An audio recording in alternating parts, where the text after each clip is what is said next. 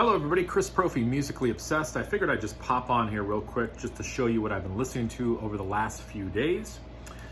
So, first up, Pink Floydmoore. This is one of my favorite Pink Floyd albums. A lot of people who like Pink Floyd have never heard this record. Dig it, very atmospheric, but I love it. Ron Haggerty and I have been talking a lot about Crocus. I know he just did a video the other day about his journey through the world of Crocus. Well, I haven't had much of a journey, but I've been listening to a lot of Crocus lately. So he showed all these albums. I've been listening to Metal Rendezvous,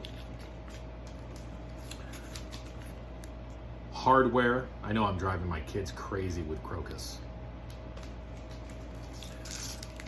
One Vice at a Time, Headhunter,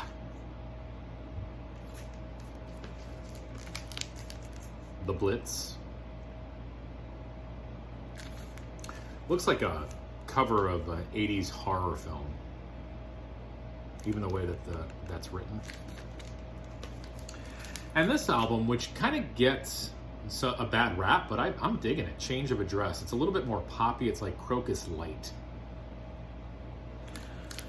So yeah, Ron had mentioned the album Stampede by Crocus. I've never heard that before, so I'm gonna have to definitely check that out.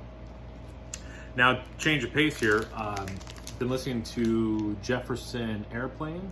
This is their album Long John Silver. Really, really dig this album. I believe that this was the last album as Jefferson Airplane. On Grunt Records, real good stuff.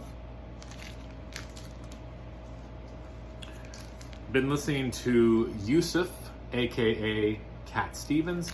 This is his album The Laughing Apple. And I believe that this was produced by the same person who produced his classic albums like Tea for the Tillerman and albums like that. So it definitely has that classic Cat Stevens sound. So if you like Cat Stevens, you're gonna really like this album. You know what? For those about to rock, we salute you. Been spinning this. Love that cover. Been spinning some Johnny Cash. This is the songs that made him famous. I like this album. There's a lot of early recordings, and if you know Johnny Cash, you know a lot of those early recordings, it was very sparse arrangements, but it adds a unique sound to it. Johnny Cash definitely had his own sound. There was nobody that sounded like Johnny Cash. So it wasn't just his voice, it was the arrangements of the songs and even the way that they were written. So this is kind of cool because it's sort of a doorway into the early Johnny Cash songs. And this is one to expand your brain. This is a band called Sock Tight, and this is their album Smudge. Now, who the hell is Sock Tight? Well, you guys know who Mike Watt is, the bass player for the Minutemen? Well, he's the bass player in this band, Sock Tight.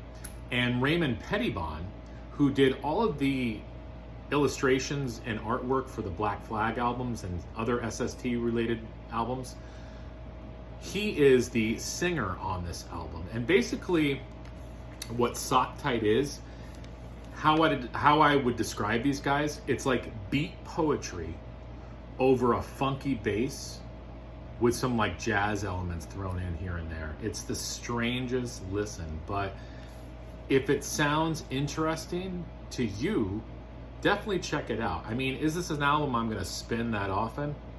I don't know. It's one of those albums every once in a while. I call these types of albums palate cleansers.